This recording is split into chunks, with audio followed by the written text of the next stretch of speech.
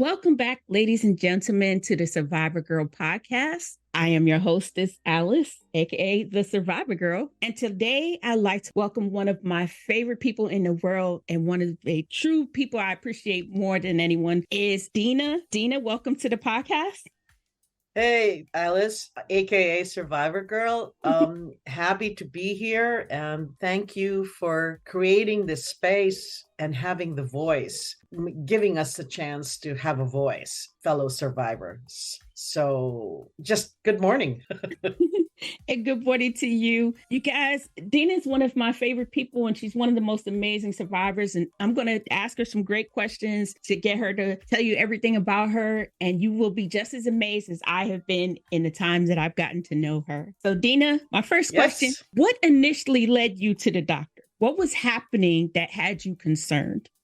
Well, first of all, as you know, I'm a physician by education and training, but I didn't take the route of being a practicing one. Instead, I focused on a career as a clinical research professional, where I was actually the one who conducted the clinical trials and tested a variety of drugs that everybody is using now for infection, for mental health, for oncologic products as well. So 35 plus years in doing this, little did I know that one day I would be part of the whole statistics of being a breast cancer, identified as having breast cancer. So when I first noticed I had a lump, and let me just start off by saying that because I'm a big advocate of early screening and early detection, ever since, I read all the articles and stuff about how it's important that as females, we need to be aware of our bodies and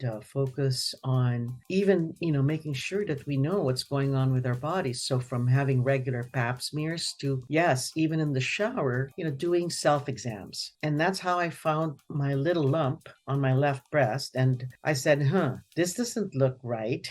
I never felt this before. And at that time, when I did that, I was in Singapore. I was working for a couple of pharmaceutical companies. I was an expat based in Singapore. And at that time, my life partner was out of town, and I said, I think I feel something on my left breast. And she says, well, what are you waiting for? You better have it checked. So when I said, I'll wait for you to come. So when she came back, we did. And as soon as I got both the mammogram and the ultrasound, I had to research who was the best breast person in Singapore. And Dr. Wee Swee Bok, he's known as, the best in Singapore, the whole of Singapore. So I went to him, and it was amazing because as soon as he saw my results, he looked up at me and he said, I'm 85% sure that you have cancer, without batting an eyelash. So you can imagine, I wish I had a camera so that someone could have taken a snapshot of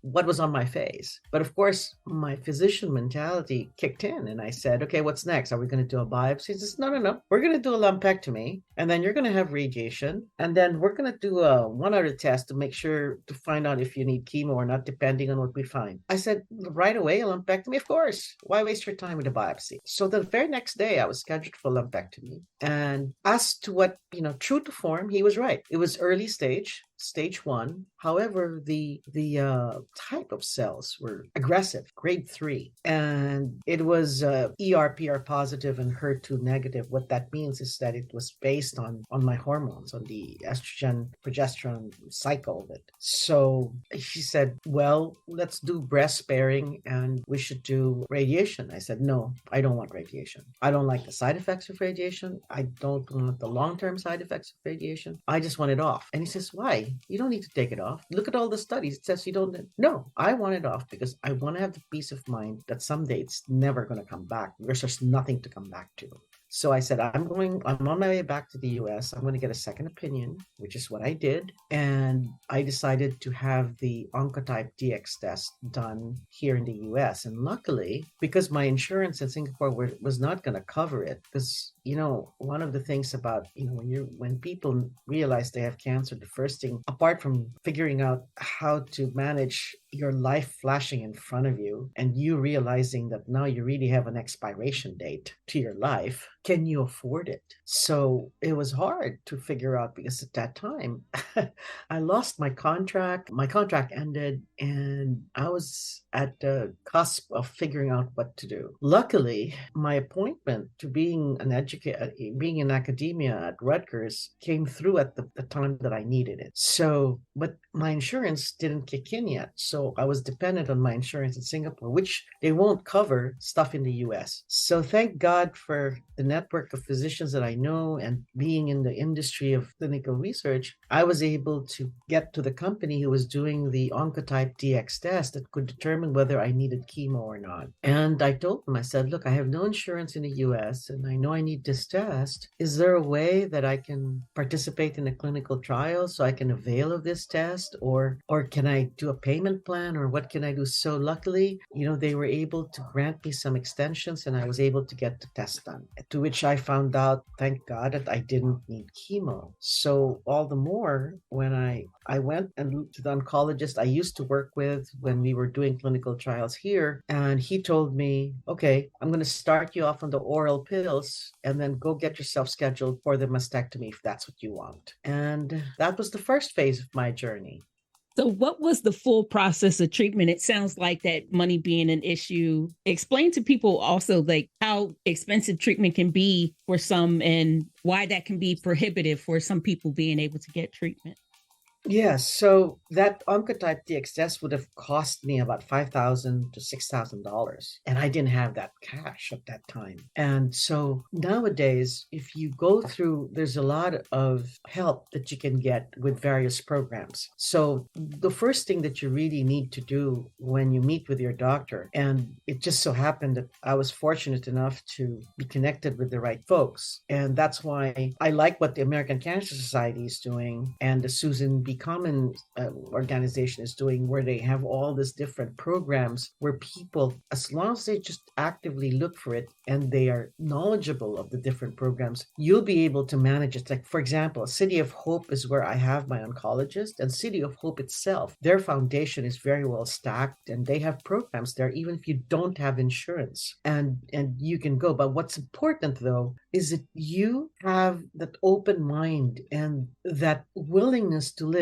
So this is what I always say to my friends or family who I know have been stricken by cancer. First and foremost is you need to work on how you look at this. Yes, you are now part of the cancer statistic. So what are you going to do about it? You can't dwell on what may happen because your life flashes in front of you and all of a sudden you don't know what to do. You don't know whether you have the support system to do it. You need to take the bull by the horns and take the reins and have the attitude that every day that you wake up, it's your birthday, and be grateful that you have another day to live, regardless of what stage, whether it was early, late, or whatever. You have options that are available to you, and have to make sure that you communicate this to your doctor, and you have to force your doctor to work with you on your options. And that's what I did. I was honest and transparent and upfront, and I said, I can't afford this. What do I do? And so she says, well, you've been in the industry, you can figure out. So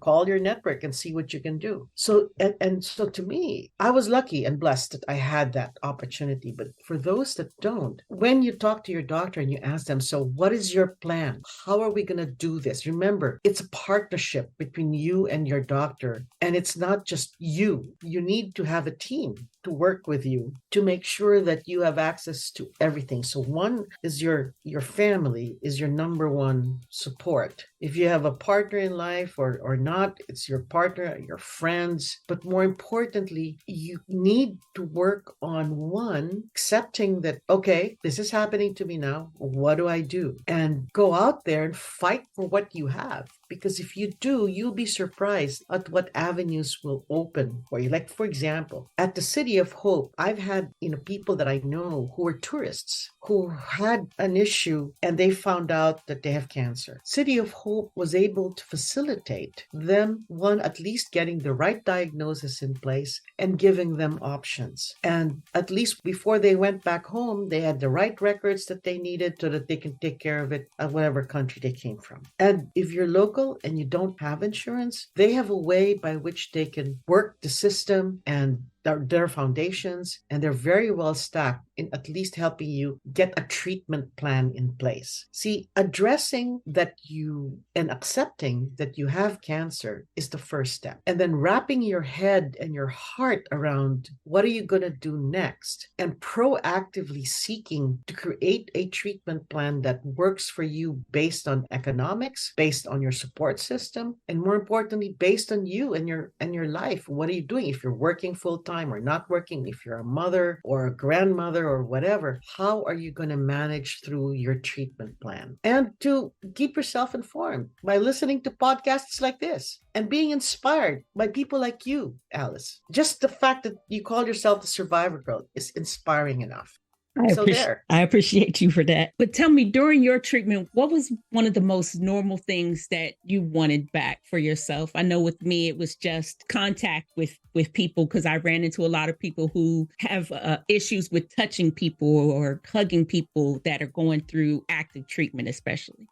I think the one that I missed the most was when people just took me for who I am and not took me for being a cancer patient. I don't like the pity. I'm not here to I don't want a pity party. I want you to recognize that I haven't changed. It's still me. I've just been diagnosed with cancer. So what? And that's what seemed to be the normal tendency of people around you once. And they don't know how to deal with you. And they can't seem to find the right words. And they seem to think that now you've changed because you now have cancer. And that's, I feel, is the wrong notion to have. So when you know people who are recently diagnosed or newly diagnosed or who may think they have cancer, the best thing is to cheer them on and say, go take care of it. And, we know you got this, and we know that you'll know what to do, and just being there for them. And, sometimes along the way you lose people because they just don't know what to do. So sometimes it has to come from you and letting them know. But the one thing that I know that I had a hard time grappling with to begin with was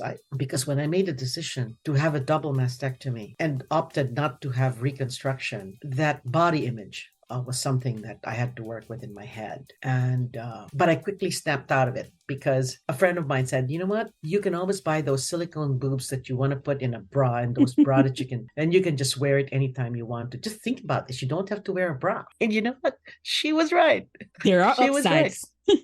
There are upsides. So that's one cost less. So now every time I go to a conference and I have to speak, I just put on my fake boobs and bra and, just pretend. Although I tell you, those things are hard to carry in a suitcase because they weigh quite a bit. I tell you, you just have to get creative, and sometimes I just laugh at it as it's funny, but sometimes with my closest friends, I just, I would take it out and say, so here, you think I look perfect? No, here's the fake, here are the big fake boobs. Listen, when you got it, flaunt it. When you don't, fake it.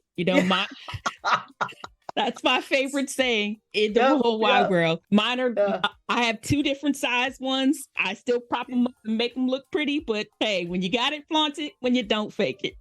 Exactly. My point, so because to me, why do I want to go through that extra surgery? Why do I want to submit myself to more anesthesia? Why do I want to go through that pain of having expanders on and then having another surgery to put the rest? No. I have better use of my time than going through that. I'm in my 60s. What do I need it for, right? So when did you go into remission, and what would you say has changed the most for you following treatment all these years later? So I say that, so this was 2000, let me just tell you one story. So back up a little bit. 2016, January, on my birthday, I decided to spend my birthday, this place in the Philippines called the House of Hope. And it is a place where in the southern Philippines, where my good friend who was a pediatric oncologist set up this halfway house for kids who were undergoing chemotherapy from various provinces and from various indigenous groups who didn't have resources. Now, they're funded by St. Jude's and by a group in the UK, and they focus in southern Philippines. And this incredible place called House of Hope, you have at any given time anywhere from about 50 to 70 kids that are out there. So I decided 2016 January to spend my birthday there. So what I did was I brought food. I got from my friends' kids old toys that they didn't use, books and stuff, and I brought my sisters and my friends, and we celebrated my birthday with them. And I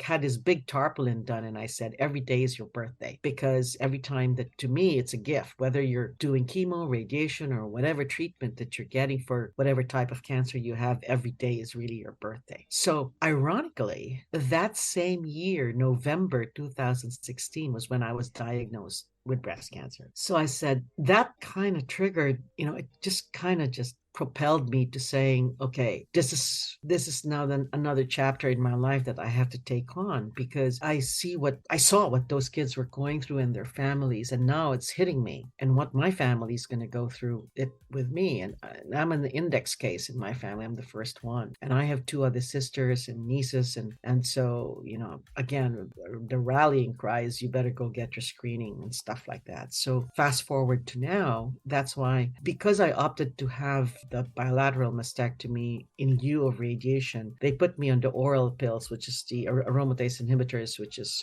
Femara or letrozole. I've been on it now for 7 years, but my oncologist said, I want to, because of the type of cells you had, I want to kind of cover your bases. And I'm going to extend you to 10 years of oral pills. So I said, okay. She says, but I need to put you on every 6 months of infusions with Zometa, one, to prevent any metastasis or recurrence, and more importantly, osteoporosis, because that's the side effect of being on very long term with aromatase inhibitors. So, and I kid you not, those infusions are no joke, because the side effect of that drug, for at least 36 to 48 hours, I'm down with very severe bone pain and fever and stuff like that. So I have to work around that by pre-medicating myself with Tylenol, and so just so that I could manage the side effects. But that's okay. That's only every 6 months. But what has changed, what along the way, see, if you have chemo and you lose your hair, you have the nausea and all the sort of stuff. With the long-term use of this oral, I call it oral chemo, the aromatase inhibitors, is that I noticed that I didn't lose my hair, but I'm slowly balding. I have bald spots, and my eyebrows were thinning. And of course, because of the nature of the cells that I had, which was ERPR positive, that estrogen progesterone hormonal circuit, it's enough that it happened when I was menopausing, but to add to that, it all the symptoms that you get from being deprived of those hormones add to it. So you have to figure out a way. So what I'm doing, and I think a lot of oncologists now are doing the same, is you have a more holistic approach. So you try to couple what you're lacking and what you're missing, and this kind of slow different types of side effects that happen with the oral pills is taking supplements. So looking at your nutrition, having a more holistic approach with adding supplements like collagen, high doses of vitamin C, B, and zinc, also to make sure your immune system is up. And at the same time, meditation and exercise, and just having the right diet, because there's only so much you can do when you are on this prolonged regimen of an oral pill, that in the long run, it alters your whole